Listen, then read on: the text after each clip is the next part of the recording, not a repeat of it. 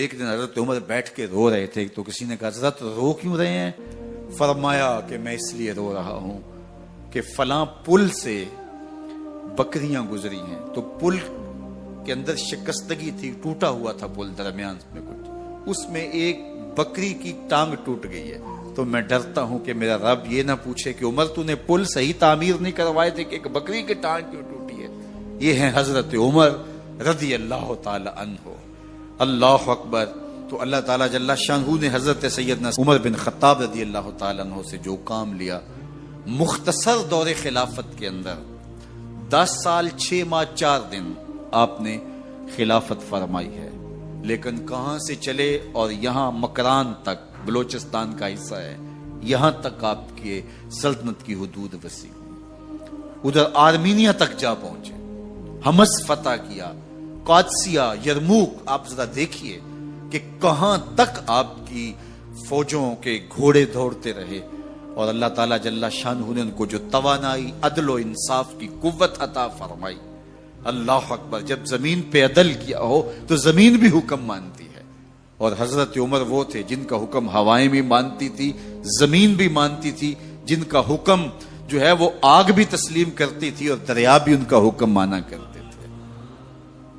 مصر کے اندر یہ رسمیں بد جاری تھی کہ سال کے بعد ایک دوشیزہ کو زیورات پہنا کے اچھے لباس میں ملبوس کر کے دریا کی بھیڑ چڑھایا جاتا، اس کی قربانی دی جاتی، اس کا خون بہتا تو دریا چلتا۔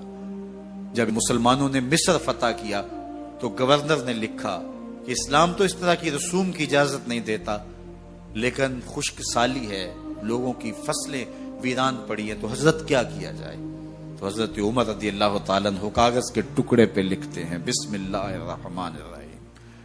مصر کے نیل کی جانب عمر کا خط لکھتے ہیں، اے نیل اگر تو اللہ کے حکم سے چلا کرتا ہے تو چل، ورنہ ہمیں تیرے چلنے کی کوئی حاجت نہیں ہے۔ اور قاصد کو کہا یہ خط لے جاؤ اور جا کے دریائے نیل میں پھینک دو۔ قاصد جا کے خط دریائے نیل میں پھینک دیتا ہے، پانی آتا ہے، ایسا دریائے نیل چلا 14 صدیاں ہوئی ہیں، آج تک کبھی بند ہی نہیں ہوا۔ دریا حکم مانتے ہیں، آگ نکلتی ہے۔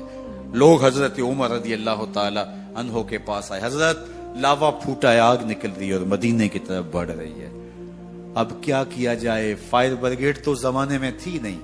عمر نے اپنی قمیض اتاری، جس قمیض پہ 17 پیوند لگے ہوئے تھے چمڑے کے، کہا یہ قمیض لے جاؤ، جدھر آگ بڑھ رہی ہے آگے ڈھالنا، آگ پیچھے بھاگ جائے گی۔ زلزلہ آتا ہے تو زمین پہ دھرا مارتے ہیں، زمین رک جا، کیا عمر نے تیری چھاتی پہ عدل نہیں کیا ہے؟ تو یہ عمر ہیں رضی اللہ تعالی عنہ کہ جن کے انصاف کی وجہ سے، جن کے عدل کی وجہ سے اللہ تعالیٰ کی رحمات اور اس کی برکات کا نزول ہوتا تھا، اور اللہ تعالیٰ نے مسلمانوں کو وہ آبرومند حکومت دی۔ کائنات کی تاریخ کے اندر ایسی حکومت آپ نے نہیں دیکھی ہوگی جو حضرت عمر نے حکومت کی ہے۔ اللہ اکبر۔ فرمایا فرات کے کنارے پہ ایک کتا بھی پیاسا مر گیا تو اس کا حساب بھی عمر سے ہوگا۔ باہر سے سفیر آتا ہے اور آ کے پوچھتا ہے کہ میں امیر المومنین کے، مسلمانوں کے حکمران کے محل میں جانا ہے، تو وہ مسکرا کے کہتے ہیں ہمارے امیر کا تو کوئی محل نہیں ہے۔ کہا کہاں ہے تمہارا امیر؟ کہا مسجد نبوی میں ہوگا یا بیت المال کی اونٹوں کی دیکھ بھال میں لگا ہوگا۔ وہ جب گئے تو مسجد میں نہیں ہے، اللہ اکبر، وہاں گئے تو وہاں بھی نہیں ہے۔ پھر کیا دیکھتے ہیں کہ عمر رضی اللہ تعالی عنہ جنت البقیع کے پاس ایک درخت کے نیچے اینٹ کا سرانہ رکھ کے سوئے ہوئے، تو اس نے کہا عمر تو نے عدل کیا ہے، تجھے کچی اینٹ پہ بھی نیند آ گئی۔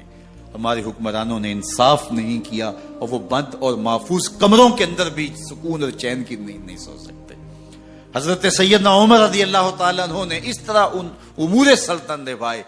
آپ دن کو لوگوں کی دیکھ بھالی کرتے، لوگوں کی ضروریات سنتے سمجھتے، اور جب رات پڑتی لوگ سو جاتے، عمر مدینے کی گلیوں میں پہرا دیتے۔